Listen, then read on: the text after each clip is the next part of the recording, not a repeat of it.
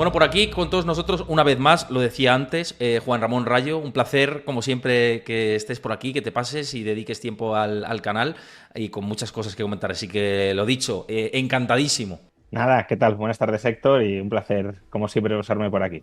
Y más cuando hemos tenido hace poco reuniones de los bancos centrales, tanto del Banco Central Europeo como de la Reserva Federal, que es un poco el punto de partida con el que quería comenzar, ¿no? Sobre todo en la última reunión de la Fed, ¿no? No me quiero centrar tanto en el BCE porque al final vamos en un momento también diferente del ciclo o algo más distinto.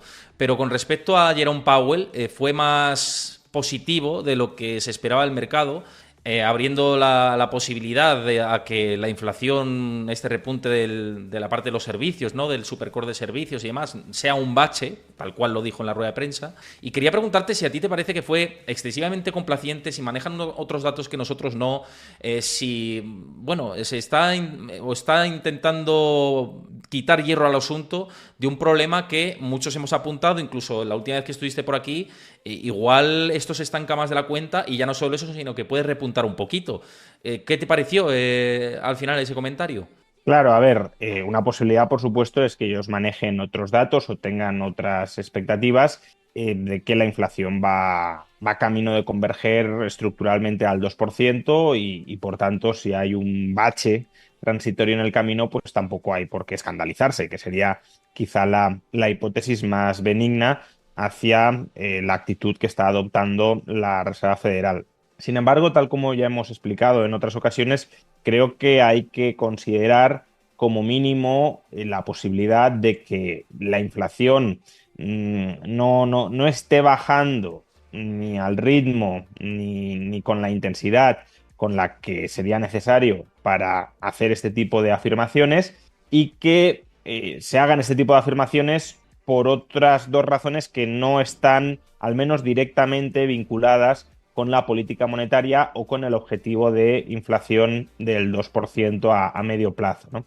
La primera es lo que podríamos llamar dominancia financiera. La dominancia financiera se produce cuando las consideraciones del sector financiero pesan más que la consideración estricta de política monetaria. Es decir, cuando se preocupa más salvar o estabilizar o proteger al sistema financiero que la estabilidad de precios. Que, a ver, siempre va a haber una relación bastante estrecha entre ambos, porque si te quiebra todo el sistema financiero, estabilidad de precios no vas a tener precisamente. Pero en cualquier caso, cuando das prioridad a solucionar las papeletas de iliquidez que hay en el sector financiero antes que en controlar la inflación. Y eso es algo que sabemos que en la banca estadounidense es importante, es relevante, especialmente en la banca regional. Hace un año tuvimos una crisis. Ahora mismo no hay ningún pánico generalizado en ese tramo del mercado, pero sí hay cierta inquietud en algunos bancos,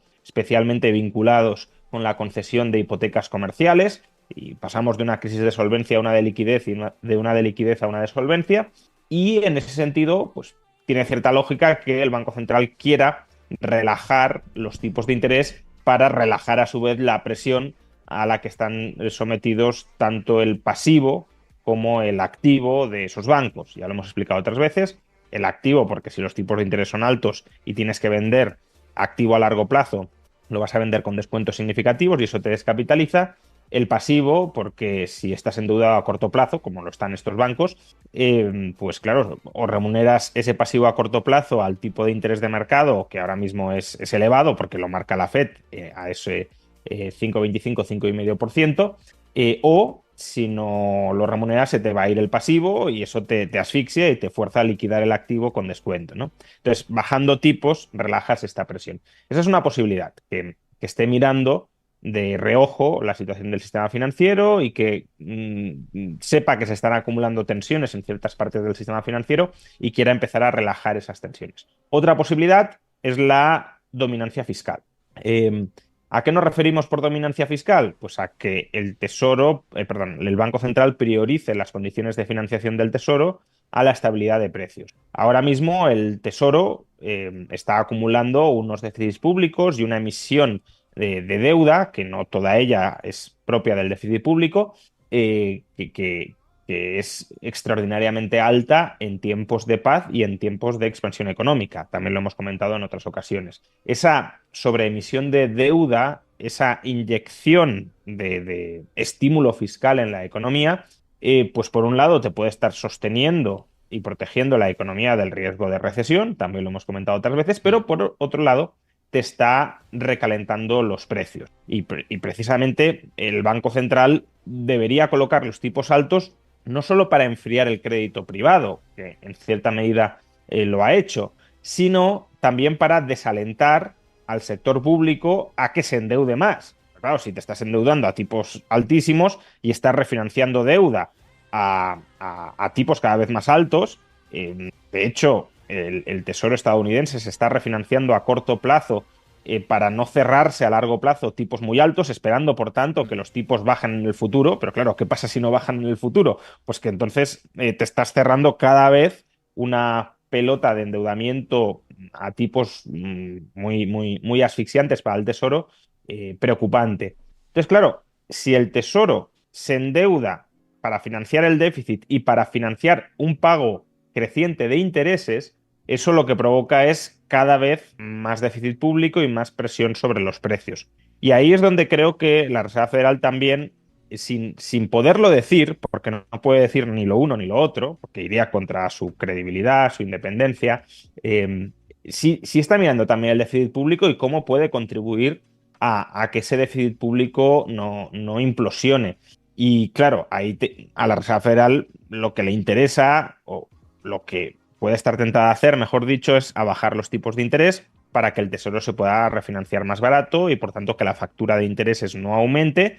Pero claro, ¿cuál es el riesgo de hacer esto? También lo hemos dicho en otras ocasiones, que si tú haces esto le das más espacio al Tesoro a que diga, "Ah, pues aún me puedo endeudar más, porque si ya los intereses me salen muy baratos, pues todo lo que me habría endeudado para pagar intereses ahora me puedo endeudar para financiar otros gastos". Entonces, yo creo que esas dos consideraciones pesan y van a pesar cada vez más mientras no se bajen tipos en, digámoslo así, la función objetivo del Banco Central. Y se está desplazando el rigor de la estabilidad de precios, entendida como un objetivo de inflación del 2%, en aras de esas dos otras metas que no deberían integrar directamente el objetivo, la función objetivo del Banco Central, pero que inevitablemente lo hacen, ya sea porque influyen directa influyen indirectamente sobre la inflación, el sistema financiero porque te puede provocar una deflación gigantesca si quiebra, el déficit público desbocado porque te puede alimentar la inflación muchísimo más si sigue alimentándose ese déficit público,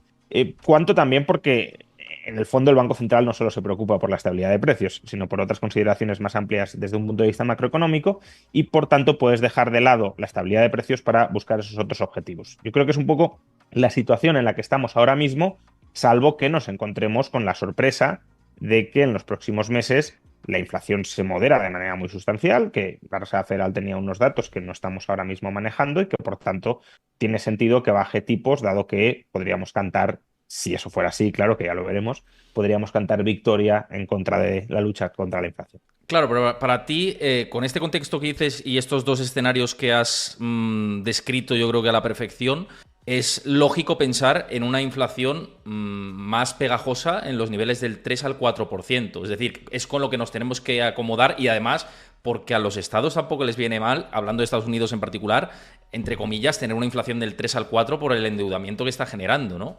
Claro, yo diría que si no hay recesión en la economía estadounidense, que esa es otra variable que también hay que explorar siempre, en el sentido de se esperaba una recesión, o muchos esperábamos una recesión hacia la segunda mitad de 2023, no se ha producido.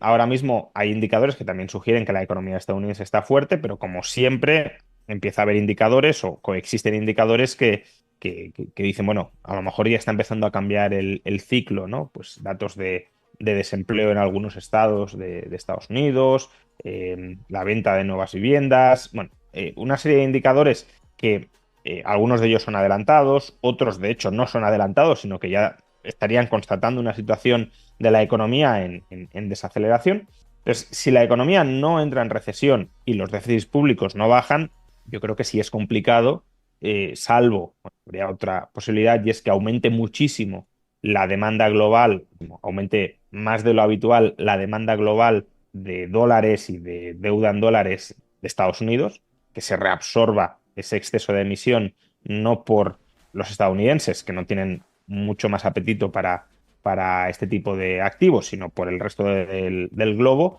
Claro, si eso no se da, si los estadounidenses quieren gastar más, si tú les entregas pasivos del gobierno en un importe mayor al que ellos quieren atesorar y quieren invertir, y el resto del mundo tampoco lo hace, pues eso lo que provoca es una caída del precio de esos pasivos, ya sea los dólares, caída del precio o del valor del dólar, inflación, o de la deuda pública estadounidense, caída del precio, subida de tipos de interés. ¿Vale?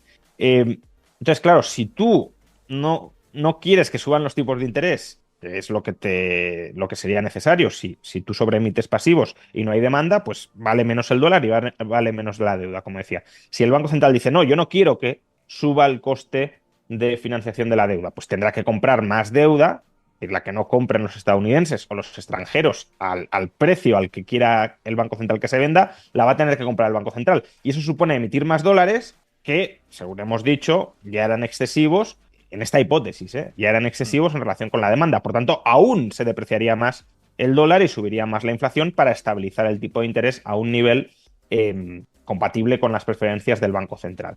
Entonces, ya digo, si la economía no entra en recesión, en cuyo caso veríamos una demanda extraordinaria de activos libres de riesgo, tanto de deuda pública estadounidense y también de dólares, una contracción a su vez fuerte del gasto y por tanto una moderación de los precios, ahí sí que tendría sentido que, pese al déficit público, pues, si hubiese una convergencia, incluso una reducción por debajo del 2% de la inflación. Pero si la economía sigue fuerte con estos déficits públicos, es complicado, no digo que sea imposible, porque ya hemos visto muchas cosas muy sorprendentes y tampoco uno quiere pillarse los dedos, pero no entra dentro de lo más previsible el que se siga emitiendo deuda pública en cantidades exorbitantes, la economía crezca a un ritmo muy acelerado, la demanda global de los pasivos estadounidenses no aumente y que tengamos estabilidad de precios. Eso sería, desde luego, bastante extraño y, por tanto, no creo que sea el escenario básico. Luego vamos a esto de la deuda pública y a la hegemonía, que siempre está el debate ese de hay peligro de que se pierda la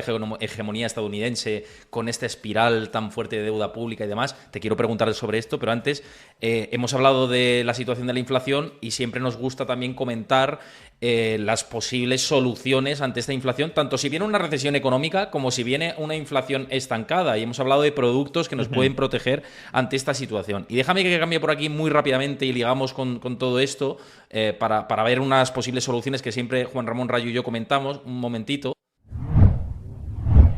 Y claro, me refiero a Freedom 24, por ejemplo, ¿no? Con sus colocaciones de dinero a largo plazo que ofrecen hasta un 5,8% en euros a 12 meses, 4,8% en euros a 6 meses y 4,2% a 3 meses, perdón, a 3 meses. 3 meses, 6 meses y 12 meses, ahí lo veis. Esto es una posibilidad que siempre digo, oye, yo lo utilizo, no es una recomendación de inversión y de hecho ahora vamos a hacer una colocación de otros 1.000 euros más a largo plazo, que siempre en el último programa también lo hicimos y lo vamos haciendo para que también lo veáis viendo. Y como esto, Juan, es una opción muy interesante, ¿no? Pensando en, oye, ¿viene inflación estancada como decías?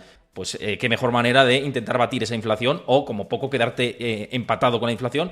¿Viene una recesión económica? Pues si te está rindiendo el dinero que tienes en parte del ahorro, pues también interesante, ¿no? Claro, o sea, aquí pues ya uno tiene que jugar con sus previsiones de inflación y de tipos de interés, ¿no? Pero lo que está claro es que son tipos bastante por encima de los de otros productos similares en el mercado. El otro día veía que la banca española en promedio por sus depósitos, esto no es un depósito, pero bueno, es un producto de deuda a corto plazo de Freedom 24, veía que por los depósitos la banca española estaba pagando el 2,2% a un año, no a la vista, sino a un año, ¿no? Entonces, es una remuneración muy por debajo de la que se ofrece con este producto, de tal manera que, como decías, si viene inflación, el depósito a un año en la banca española no te va a proteger. Si no viene inflación, el tipo de interés real que consigas con esta cuenta de ahorro de Freedom 24, con este producto de ahorro, bueno, lo llaman a largo plazo, hasta 12 meses, pues será también superior. Aquí lo que decía que es jugar un poco con las expectativas de tipos, porque en principio creo que todos, o casi todos, esperamos que los tipos bajen más o menos, pero que la dirección sea de bajada.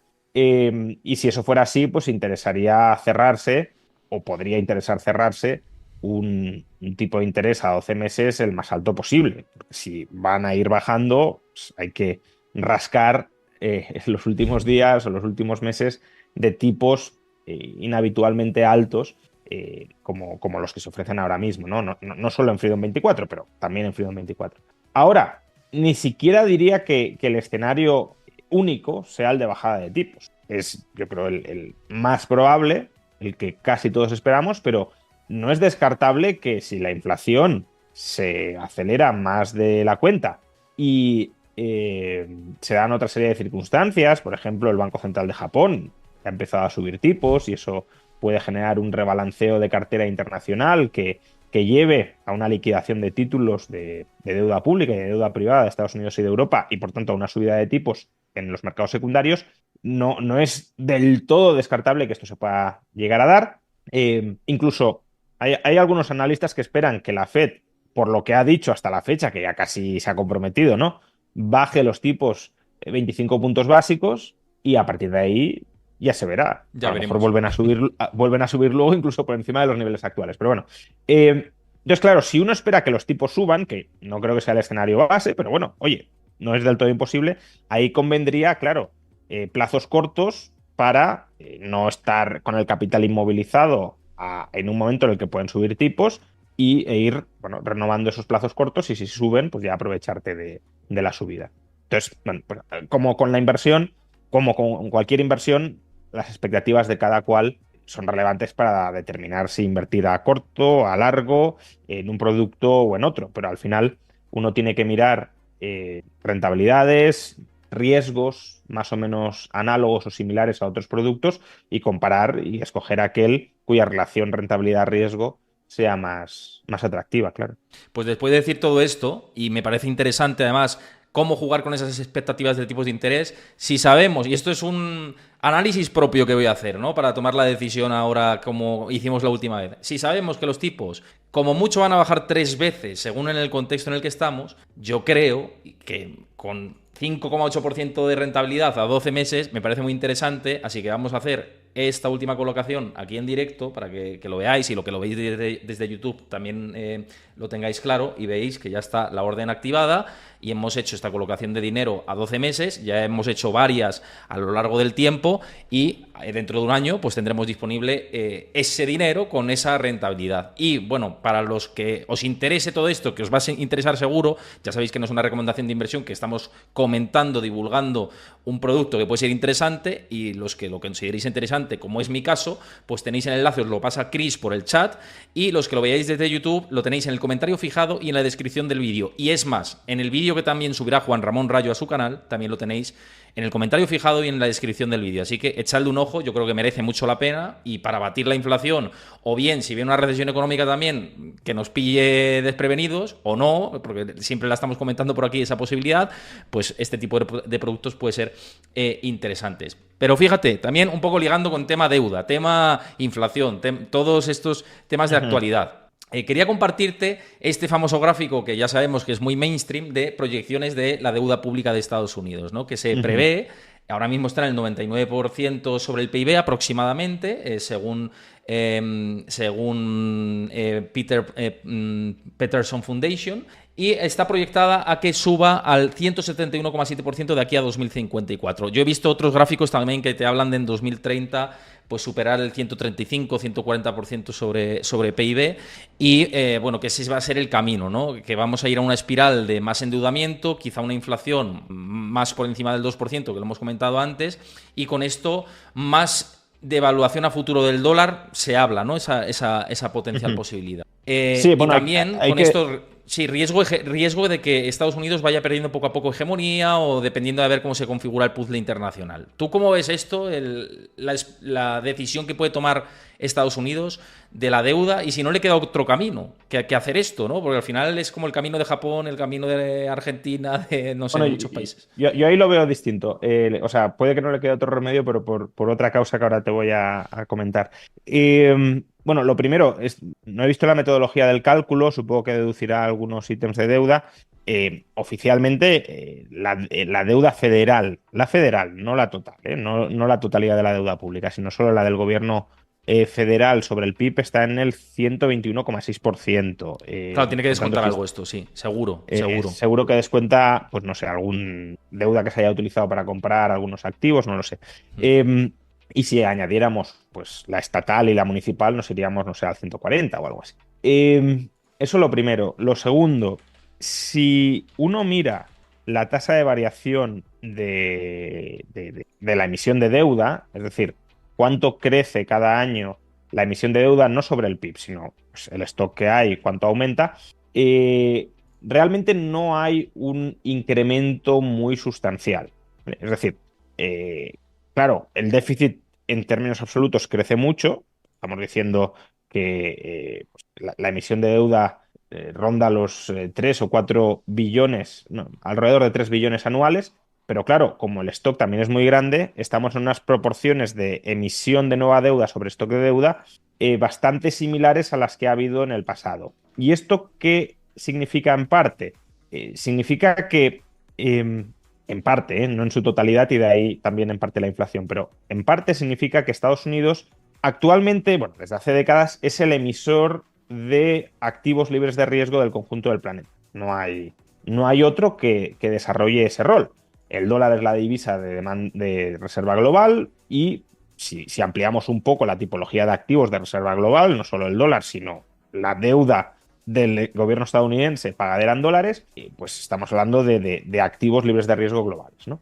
Entonces, claro, si la demanda de activos libres de riesgo globales crece y solo Estados Unidos los emite, Estados Unidos tiene dos opciones. No emitirlos, en cuyo caso te irías a tipos de interés negativos sobre los activos libres de riesgo, o satisfacer esa demanda. Y por lo que ha optado es, bueno, de alguna manera conciliando los intereses de la clase política estadounidense, que como es obvio quieren emitir cuanta más deuda mejor, y también la de los inversores que buscan esos activos libres de riesgo, mantener un ritmo más o menos constante de emisiones para satisfacer la demanda adicional cada año.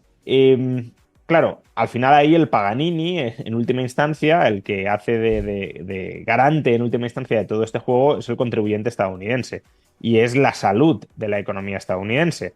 Y si la salud de la economía estadounidense en algún momento se resiente o se acumula mucha más deuda de la que se está dispuesto a absorber, que es lo que pasó durante el COVID, básicamente, pues entonces tienes una inflación, un periodo inflacionista que diluye parte del valor de esa deuda y la hace regresar a valores algo más sostenibles financieramente, claro, después de haber hecho un impago inflacionista, algo más sostenibles en el medio y largo plazo. Yo creo que ese es un poco el juego. Y la cuestión es si Estados Unidos va a continuar desempeñando ese rol en solitario a largo plazo, que por un lado le beneficia, porque le otorga una capacidad de endeudamiento muy grande, pero por otro, no voy a decir que le obliga, pero casi le empuja a endeudarse mucho. Y claro, esto de endeudarte demasiado o de emitir deuda para satisfacer la demanda del inversor, no porque tú digas, oye, yo aquí tengo un proyecto muy rentable, hace falta deuda, emito deuda y además me la compran a tipos bajos, fantástico, emito deuda a tipos casi cero y puedo emprender este proyecto ultra rentable. No, Estados Unidos tiene que emitir deuda aun cuando no sepa en qué invertirla. O está muy empujado a emitir deuda aun cuando no sepa en qué invertirla.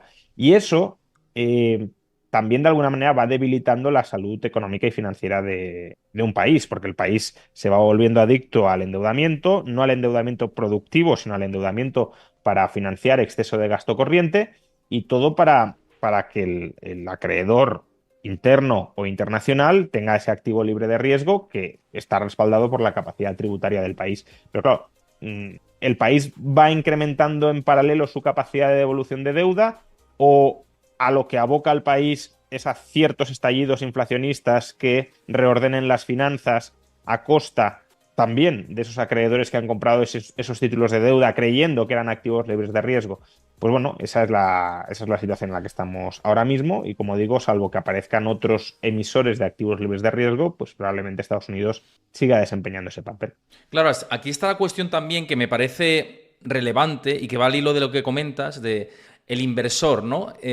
Claro, y si el principal inversor vuelve a convertirse y cada vez ocupando más parte de la tarta el Banco Central, entramos en esa espiral perversa que ha sucedido en Japón, por ejemplo, de al final depender del Banco Central exclusivamente para que esa deuda sea comprada por el propio Banco Central, ¿no? Y al Sí, final el pero Banco Central fíjate tiene que... que Sí. el Banco Central no es el inversor final. El Banco Central es un intermediario que intermedia Ujú. entre el gobierno, que es el que emite deuda, y el que mantiene en reserva el pasivo que emite el Banco Central precisamente al comprar esa deuda. Y la cuestión es, ¿hay demanda suficientemente amplia para acomodar toda esa nueva oferta de dólares? La demanda de dólares es creciente, que, Ujú. Y como cada digo, vez es más, moneda de además, eso reserva es. global, entonces o demandas dólar o demandas deuda pública. Pero es un continuum de pasivos del Estado estadounidense que son demandados globalmente. Si tú emites muchos más de esos pasivos, ya sean dólares o deuda pública, a corto plazo vas a tener inflación, vas a tener una dilución del valor de esos pasivos. Si emites demasiado pocos, vas a tener una revalorización de los mismos y, por tanto, tipos muy bajos o tipos de interés negativos. Entonces, la cuestión es, ¿hay inversores o hay, sí, bueno, bancos centrales extranjeros, por ejemplo, grandes fondos monetarios, grandes fondos de inversión, que quieren aparcar, bueno, y en última instancia, porque todo esto que estoy mencionando, fondos monetarios o fondos de inversión, también son intermediarios, ¿no? En última instancia, pues las poblaciones ahorradoras del resto del mundo que quieren tener una parte de sus carteras intermediada por estos agentes en activos libres de riesgo, básicamente en dólares, y claro, lo único que emite dólares es el gobierno estadounidense, o bueno, el Estado estadounidense, incluyendo el Banco Central en él, ¿no? Pero el punto es, ¿pueden surgir otros emisores de activos libres de riesgo que compitan con el dólar de tal manera que Estados Unidos pierda ya no la hegemonía geopolítica, que eso es un tema muchísimo más amplio, que se me escapa de todas, sino la hegemonía monetaria que hoy en día tiene, que hoy en día tiene? Y en principio, claro, no es imposible, pero lo cierto es que ahora mismo tampoco veo candidatos alternativos para el corto o medio plazo muy claros que puedan reemplazar a Estados Unidos en esa hegemonía monetario-financiera. Es que está claro que dólar, moneda de reserva mundial, depósito de valor, podemos incluso incluir ahí a Bitcoin, ahora cada vez más, ¿no? Y reserva de valor oro, ¿no? Sí. Pero lejos de ahí cuesta salirse de ese puzzle, ¿no? Bueno, hombre, si quieres, claro, si incluyes a Bitcoin, pues también podríamos incluir el oro, podríamos incluir inmuebles. Lo que pasa que Bitcoin, el oro, los inmuebles, el arte, que son formas, también acciones blue chips, ¿no? Es decir, de grandes empresas que tengan un valor bastante estable. Todo eso actúa en cierta medida de depósito de valor, pero es un depósito de valor bastante menos líquido que los títulos de deuda pública estadounidenses, Hmm. porque sobre todo si es deuda pública a corto plazo, porque si uno mira, hago aquí un paréntesis, ¿no? Si uno coge la rentabilidad real de las letras del Tesoro de Estados Unidos durante las últimas décadas, uno tiene una rentabilidad prácticamente plana, incluso positiva, ¿no? Pero prácticamente plana. Es decir, que con las letras del Tesoro, históricamente, tendrás años que sí, años que no, pero en promedio cubres la inflación. Entonces, claro, si tú tienes un instrumento que te protege contra la inflación y que a corto plazo, medio año, un año, te reintegra dólar por dólar toda la liquidez que has metido, tienes una reserva de valor muy líquida. En cambio, claro, el oro a largo plazo también te protege contra la inflación. Bitcoin, si lo hace como el oro, pues también te protegerá a largo plazo contra la inflación. Pero claro, si tú tienes tu liquidez inmovilizada ahí y al cabo de un año la quieres recuperar, ¿exactamente a qué precio lo vas a hacer al cabo de un año? Puede ser un momento conveniente para vender o muy inconveniente. Con la deuda pública a corto plazo, ese problema no lo tienes. Por tanto, claro, si tú tienes si tú atesoras tu valor en dólares, en moneda, ahí vas a palmar. Vas a palmar porque a poca inflación que haya, vas a ir perdiendo valor. Si tú lo inviertes en deuda pública o en activos referenciados a la deuda pública, ¿no? Pues las cuentas de ahorro que hemos mencionado antes, por ejemplo, de Freedom, pero que en última instancia tienen conexiones con títulos de deuda pública, pues vas a mantener tu poder adquisitivo e incluso ganar un poco. Si tú lo inviertes en Bitcoin o en el oro, pues más o menos vas a conseguir lo mismo que invirtiendo en deuda pública. Bitcoin, obviamente, muchísimo más en los últimos años, pero porque es un activo en emergencia y en adopción generalizada. Estoy pensando en el momento en el que ya esté más o menos generalizado y por tanto no siga escalando exponencialmente de precio, ¿no? Que haga algo similar a lo que está haciendo el oro. Pues ahí vas a ser capaz a largo plazo de también conservar tu valor, quizá ganar algo, pero la facilidad de liquidación en casi cualquier momento va a ser menor.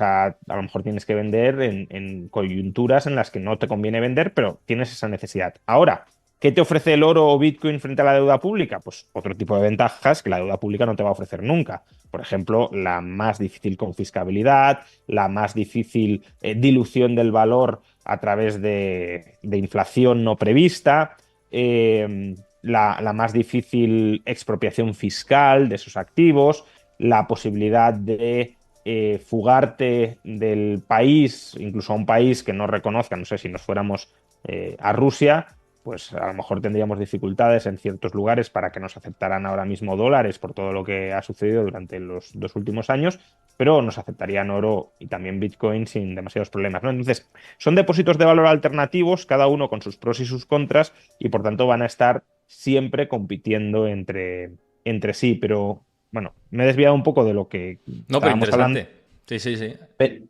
Pero al final es eso, es la deuda, el dólar tiene una pata adicional que es la deuda pública en dólares que te actúa como depósito de valor y protección contra la inflación, pero en última instancia, ¿de dónde procede el valor del dólar y de la deuda pública? De la capacidad de los estadounidenses para pagar impuestos.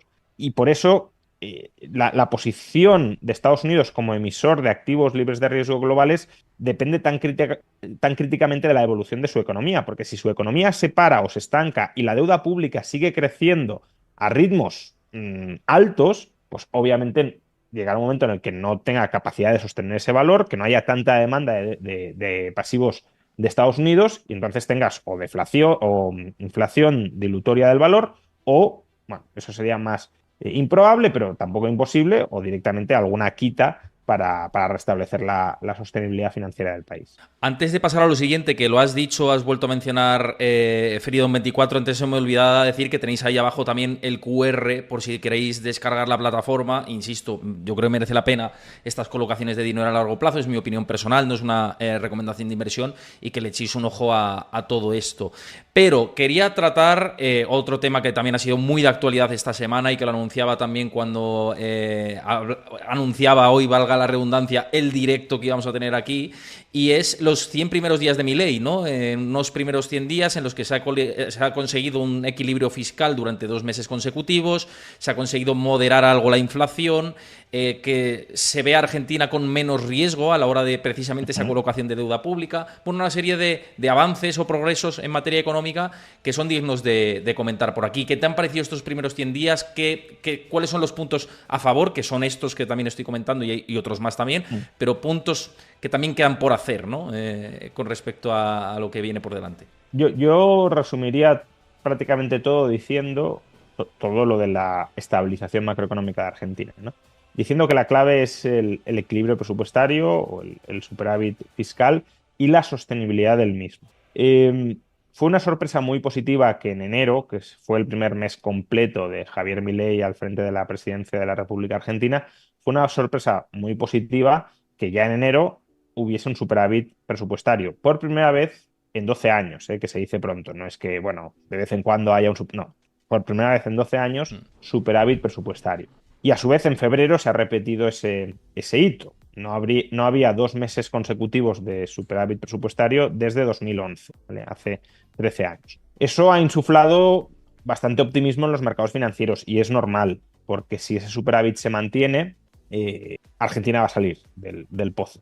va a crecer más o menos, eso depende de otros factores, pero el desajuste monetario fiscal se va a remediar, es decir, la inflación va a desaparecer, el país va a volver a acceder a los mercados financieros, a los mercados de capitales, el mercado de crédito interno va a volver a funcionar, porque ahora mismo a lo mejor mucha gente no es consciente de ello, pero en Argentina no se dan hipotecas, no hay capacidad para dar hipotecas a 20 o 30 años por parte del sistema financiero. Por tanto, claro, imaginemos el mercado inmobiliario desde el lado de las familias está paralizado. Entonces, todo eso, si hay equilibrio presupuestario a medio plazo, se va a solucionar. La cuestión es cuán sostenible es ese superávit presupuestario. Y yo diría ahora mismo que no es muy sostenible, salvo por la voluntad, digámoslo así, radical de Milei de hacerlo sostenible, cueste lo que cueste. Me explico. ¿Por qué se ha conseguido ese superávit presupuestario? Pues en menor medida por ajustes nominales del gasto que se han aprobado. Por ejemplo, se ha paralizado la obra pública, se han prácticamente eliminado las transferencias discrecionales a las provincias, pero sobre todo por la licuación del gasto público. Claro, eso desde la perspectiva de un país como España no se entiende muy bien, pero claro, si tú tienes una inflación del 25% mensual, como fue en diciembre, o del 20% mensual, como fue en enero, o del 13% mensual, como ha sido en febrero, y tú no aumentas el gasto en esa misma proporción, lo que estás haciendo en términos, por ejemplo, recaudatorios, porque la recaudación en términos nominales sí te va creciendo y te crece mucho, y si tú no aumentas el gasto, pues lo que significa es que más ingresos nominales, mismo gasto nominal que antes, superávit. Pero claro, esa licuación del gasto público a través de la inflación, que es lo que es lo que ha generado un recorte real del gasto público y por tanto un superávit, yo creo que tiene las patas cortas. Tiene las patas cortas porque el mayor ajuste lo han sufrido los pensionistas y claro, los pensionistas pues ya están reclamando que les suban la pensión y les compensen todo lo que no ha subido durante los últimos meses. Ahora mismo el gobierno de Milei está buscando una solución intermedia que sería subir un 12,5% las pensiones por lo que no se han subido durante los últimos 3 meses y a partir de abril subirlas siempre conforme a la inflación. Claro, si durante los últimos 3 meses ha habido una inflación del 50% o del 60% y tú la subes un 12%, pues las has recortado de manera muy, muy apreciable, ¿no? ¿Se van a contentar los pensionistas con esto? Pues no lo sé, pero si no se contentan, se movilizan, los partidos políticos actúan como altavoces y correas de transmisión de las protestas de los pensionistas, y estoy hablando solo de pensionistas, también podríamos hablar de empleados públicos, que es una situación parecida, pues claro, si al final se termina aumentando nominalmente el gasto, todo lo que nos ha aumentado en los meses anteriores, volveremos a estar en las mismas, con un agravante, y es que los ingresos públicos aumentan en términos nominales, claro, pero en términos reales caen. Y todavía solo tenemos datos de enero y febrero, pero la caída real se está pronunciando, ¿no? Si no diré las cifras exactas, pero en enero la caída de los ingresos reales interanual fue de en torno al 1%, en febrero del 8 o 9%. Entonces, claro, si los ingresos te están cayendo por la recesión en la que está la economía argentina como consecuencia del necesario ajuste de todas estas variables macroeconómicas, y mientras te caen los ingresos reales, no nominales, pero sí reales, tú vuelves a aumentar muy sustancialmente los gastos reales, o sea, aumentas los nominales por encima de la inflación, pues entonces volverás a una situación de descuadre financiero. Y yo creo que hasta cierto punto esto es, por desgracia, inevitable, y la cuestión, que es en lo que confían los mercados financieros, y yo también hasta cierto punto confío, es que aunque todo esto suceda, Milei está obsesionado con el equilibrio presupuestario y si se descuadran las cuentas por un lado, buscará cuadrarlas con recortes o incluso, ya lo veremos, en la negociación de la ley de bases del proyecto liberalizador de la economía, con subidas de impuestos, que esto es una petición que le hacen los gobernadores provinciales, pero que hasta cierto punto a él no le viene mal para alcanzar el equilibrio presupuestario, subidas de impuestos. Entonces, yo sí creo que él está muy convencido, porque además lo entiende y tiene razón, en que el equilibrio presupuestario es innegociable y que ya digo, si se descuadran las cuentas por un lado, las va a cuadrar por el otro. Y eso es lo que están comprando ahora mismo los mercados financieros y por lo que hay tanto optimismo sobre la capacidad de repago de la deuda de Argentina. Bueno, a ver, todavía hay un descuento muy grande, pero el riesgo país ha caído de manera muy sustancial en los últimos 2 meses. El peso se ha estabilizado frente al dólar y esto de nuevo también es así porque si tú dejas de emitir pesos como se han dejado de emitir, porque no necesitas monetizar el déficit, porque no hay déficit, e incluso si tienes superávit significa que estás reabsorbiendo más pesos que los que vuelves a añadir a circulación. Por tanto, hay una reducción neta del stock de pesos. El peso ha sido la moneda o de las monedas que más se ha apreciado durante las últimas 2 o 3 semanas de febrero y ahora está estabilizado frente al dólar.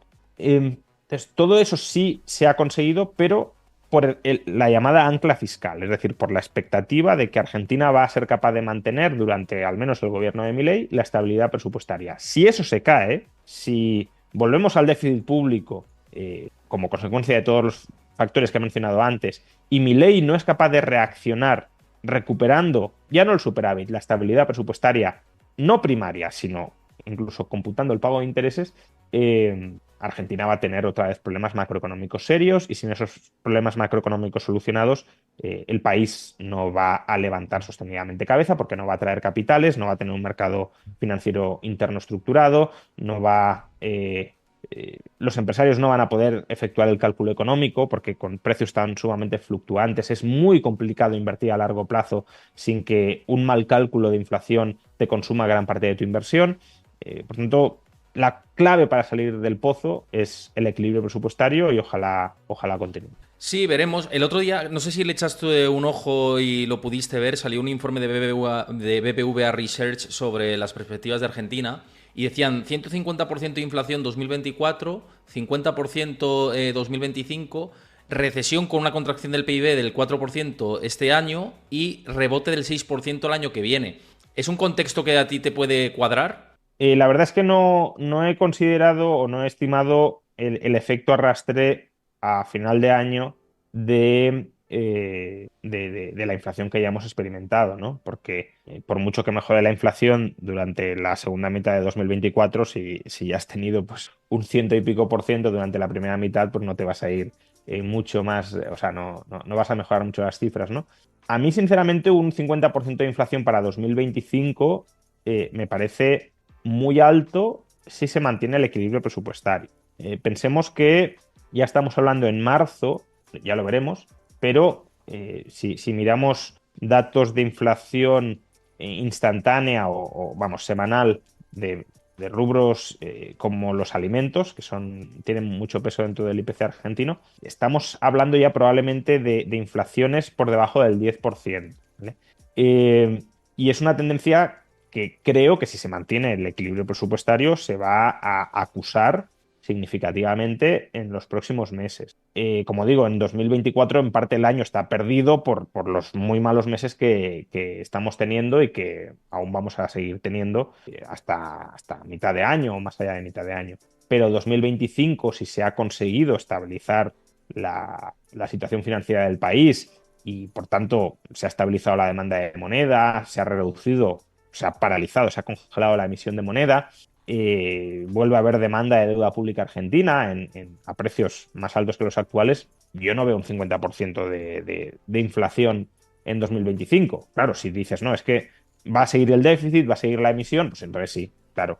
Pero entonces tampoco veo una recuperación muy fuerte, porque es complicado que haya una recuperación fuerte si no tienes controlada la inflación. Es más, si Milei no consigue controlar la inflación, porque no consigue cuadrar las cuentas de manera sostenida, yo creo que el gobierno de Milei no va a sobrevivir, porque todo su crédito y todo su capital político está invertido en el control de la inflación. Si no controla la inflación, con el ajuste doloroso que está haciendo y que es necesario para controlar la inflación, claro, si haces algo muy doloroso para controlar la inflación, no la controlas, no sé hasta qué punto el gobierno de Milei sería capaz de mantenerse en el poder y la inestabilidad política lastraría muchísimo pues, la capacidad de recuperación del país, ¿no? Entonces, bueno, yo creo que son proyecciones conservadoras, porque es muy complicado ya lo es en una economía más o menos estable, como puede ser una economía europea, hacer proyecciones a 2025, en una economía tan caótica y tan explosiva como la Argentina,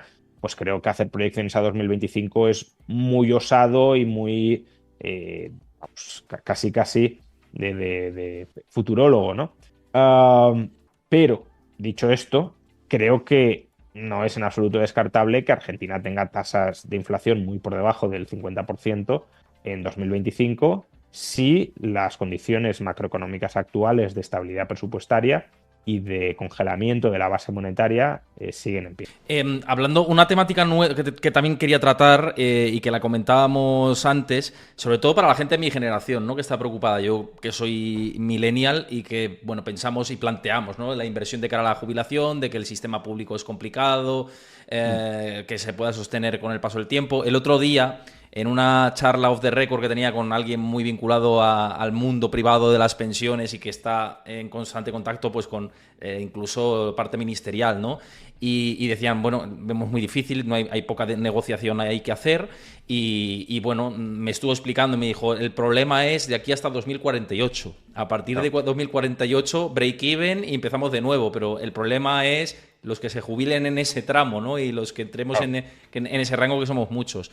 Claro, ¿qué se puede hacer desde desde el plano individual para evitar esto, ¿no? Y además que mucha gente no cae en el verdadero problema que tenemos con una pirámide poblacional invertida y con una situación en la que va a haber un trabajador por un pensionista, y hay comunidades autónomas en las que estamos en ese contexto, ¿no? Pero cada vez vamos a un ratio más bajo. Claro, ¿cómo lo hacemos y cómo puede hacer también el Estado? ¿Qué hará, ¿no? ¿Meter más impuestos, meter más gasto público para evitar esto? Claro, a ver, cuando hablamos de los problemas de sostenibilidad del sistema público de pensiones, es importante dejar claro que no nos estamos refiriendo a que se vayan a cobrar pensiones de 0 euros, es decir, que vaya a quebrar el sistema formalmente y vaya a repudiar todas las obligaciones que tiene con los pensionistas. Ese no es el caso o no va a ser en absoluto el caso. Lo que sí puede suceder, y creo que sucederá, o vamos, que es bastante probable que suceda, es que las pensiones no vayan acompasadas a los salarios a los que uno acceda a la jubilación. Es decir, que la relación entre los últimos salarios que uno ha percibido durante su carrera profesional y en función de los cuales ha construido un determinado nivel de vida, van a guardar una relación bastante más precaria con las pensiones que va a cobrar una vez jubilado que la actual. Actualmente la llamada tasa de sustitución, bueno, depende cómo la calculemos, pero puede estar en torno al 70%, de tal manera que pues uno cuando se jubila cobra en torno al 70% de sus últimos salarios, lo cual está bastante bien, porque sí, sufres una pérdida de 30 puntos de ingresos sobre los que percibías, pero también pensemos que tal como está la estructura de propiedad en España, muchos también terminan de pagar más o menos la hipoteca cuando prácticamente se jubilan, con lo cual, bueno, una parte del salario, que suele ser un tercio, la destinabas a pagar la hipoteca, eso lo dejas de pagar, te jubilas y, bueno, más o menos la renta disponible se queda en un nivel bastante similar. Pero claro, si en lugar de cobrar el 70% de los últimos salarios, cobramos el 50 o el 45, que son las proyecciones que hacía España hasta que le empezaron a meter al modelo datos muy optimistas, como que la inmigración se va a multiplicar, eso en parte no es tan optimista, está sucediendo, pero ya veremos si se mantiene la tendencia durante los próximos 30 años, que la natalidad se va a disparar, eso sí es bastante optimista porque de hecho sigue por los suelos y muy alejada del nivel al que ya debería estar según el modelo, que la tasa de participación o la tasa de actividad va a aumentar sustancialmente, también la tasa de paro se va a ubicar en torno al 7%. Bueno, son supuestos bastante optimistas, casi presuponiendo que no hay ninguna otra crisis importante en España durante las próximas décadas, que si no se dan, y no se dan todos ellos a la vez, va a haber que reducir de manera relevante y aún dándose. Va a haber o que pagar más impuestos o que asumir determinados recortes, pero bueno, pero si no se dan, seguro que va a haber que reducir esa tasa de sustitución. Y eso, claro, es un problema no porque no se vaya a cobrar nada, como decía, sino porque uno cuando acceda a la jubilación va a tener que empeorar su calidad de vida, porque va a tener menos ingresos disponibles. Y va a tener que empeorar su nivel de vida, salvo que en paralelo haya ahorrado por su cuenta para prepararse frente a esa contingencia. Si ahorras, digamos que ya estás durante tu vida laboral, ya estás como conteniendo tu nivel de gasto máximo, ¿no? Porque parte de tus ingresos no lo gastas, sino que lo ahorras, y cuando te jubilas puedes desahorrar lo que has ahorrado para nivelar o subir algo el nivel de ingresos, en este caso de ingresos derivados del desahorro, ¿no? Que te proporciona el sistema público.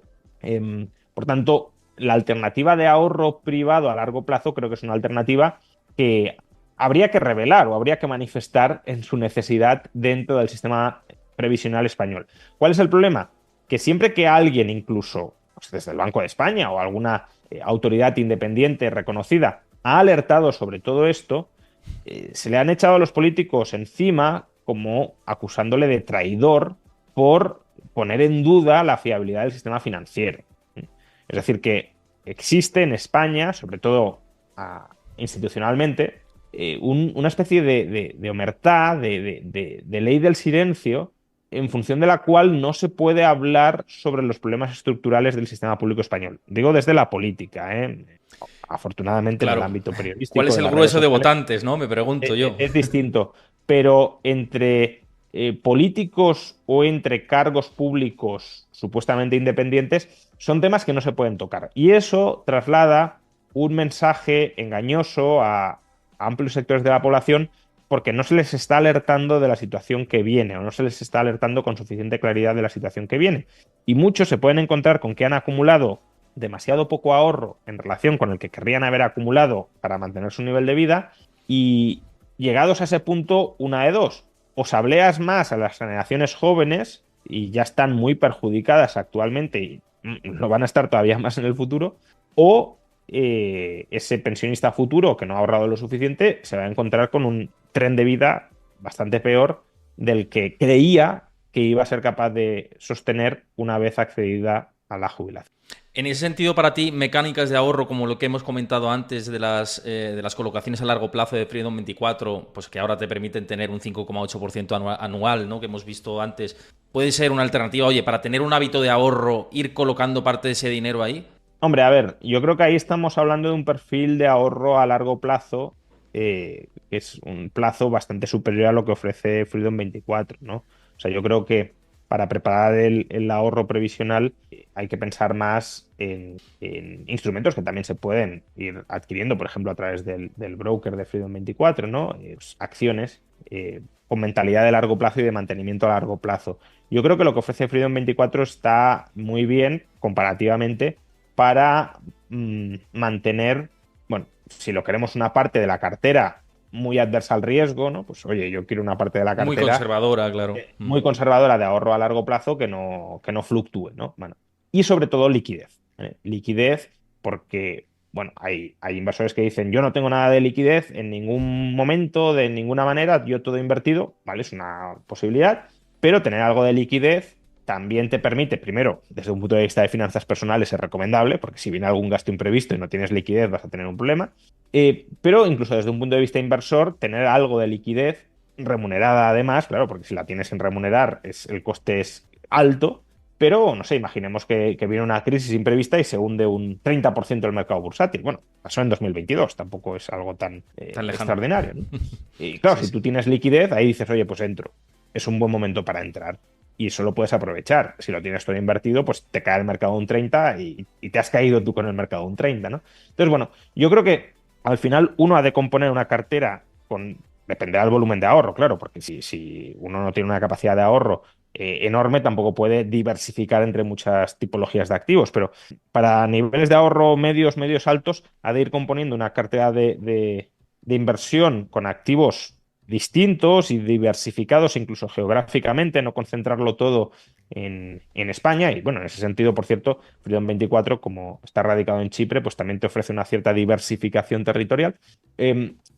Cartera de activos diversificada entre clases de activos, geografías de activos, con funciones distintas. La bolsa es una forma muy potente de capitalizar a largo plazo. Productos como el de Freedom 24 son una forma de mantener la liquidez. Componer una cartera de bonos, por ejemplo, aunque sea a largo plazo, o de acciones, si lo queremos, pero más enfocadas al dividendo y no tanto a la revalorización, son una forma de ir componiendo una parte de tu cartera que te proporcione un flujo periódico y más o menos previsible de ingresos para no tener que liquidar el principal, el capital, con el objetivo de obtener rentas, sino vivir de las rentas que te proporciona esa cartera. Entonces, bueno, dependiendo de los objetivos, también del momento vital en el que se halle una persona, claro, cuando uno es muy joven, casi todo, ¿no? Ha de ir a parar a buscar capitalizaciones muy agresivas de su ahorro. Cuando uno se va acercando a la jubilación, pues ya tiene que ir dándole más peso a la liquidez. Bueno, eso ya cada uno. Preservación de Puede decir, capital, no, ¿no? En general. yo me voy a jubilar dentro de 5 años, puede decir uno, y todo en bolsa. Bueno, vale, cada uno, pero digo, el promedio sería más liquidez y más fuentes de ingresos vía intereses, vía dividendos estables, previsibles y seguros, y menos en fuertes revalorizaciones potenciales del capital, que por su misma lógica también implican riesgos de caídas importantes. Pues lo que os decía antes, si queréis remunerar esta parte de la liquidez con este producto que os ofrece Freedom24, lo hemos comentado antes, ya sabéis, tenéis el link, os lo pasa Chris por el chat, y también en YouTube lo tendréis en el comentario fijado y en la descripción del vídeo. Por cierto, si os gusta este contenido, lo que os digo siempre, que dejéis vuestro comentario, dejéis vuestro like, que os suscribáis al canal, que siempre ayuda. Una última cuestión, porque no hemos comentado preguntas que han dejado por aquí por el chat, que al final la conversación iba interesante y ligando un tema con otro. Y me voy a quedar con una que me parecía muy, muy interesante de Bull Stocks, que dice: Waller de la Fed ha propuesto hacer una operación twist inversa comprando letras del Tesoro para así desinvertir la curva favoreciendo el sector bancario. ¿Qué opina Rayo sobre esta medida? Me parece una pregunta inteligente e interesante. Así. Sí, la verdad es que no lo leí, no, o sea, no he leído la propuesta. La cuestión es, si tú ahora te pones a comprar letras del Tesoro a corto plazo para bajar los tipos de interés, que entiendo que es lo que se está planteando, pues eso es equivalente a bajar los tipos de interés. Quiero decir, la Reserva Federal, ¿cómo fija los tipos de interés? Bueno, ahora mismo los fija a través de la remuneración sobre reservas, pero que esa remuneración sobre reservas se traslada al mercado secundario.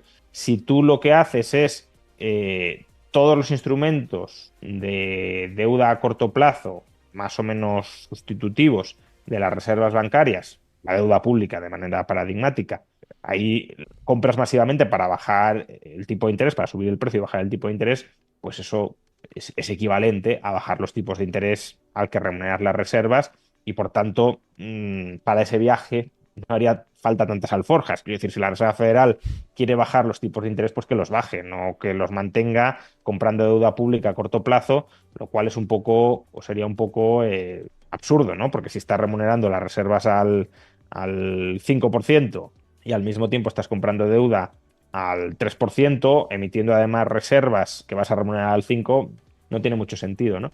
Pero ya digo, no he leído la propuesta, a lo mejor tiene otras características que ahora mismo se me escapan, pero que si el objetivo es bajar los tipos de interés a corto plazo para aliviar las tensiones sobre el sector financiero, baja tipos. No veo para qué comprar deuda pública bajando tipos, bajando el tipo al que remunerar las reservas, y ya se irá todo eso a deuda pública a corto plazo, hará subir el precio y bajar el tipo de interés, que es lo que cabe esperar que suceda si bajan tipos, y por eso decía antes que bajar tipos es una de las, yo creo que, prioridades de la Fed para aliviar las tensiones en el sistema financiero. Pues muy completo todo lo que hemos comentado. Nos quedamos con muchas preguntas en el tintero. Perdonadme, al final teníamos que abordar muchísimos temas que estaban ahí, pero muchísimas gracias a todos por participar y por dejar vuestros mensajes. Por supuesto, a Juan por la charla. Como siempre, un placer. Nos veremos por aquí el mes que viene, como siempre. Lo dicho, Juan, un placer. Muchísimas gracias como siempre. Nada, muchas gracias, Héctor, y hasta el mes que viene.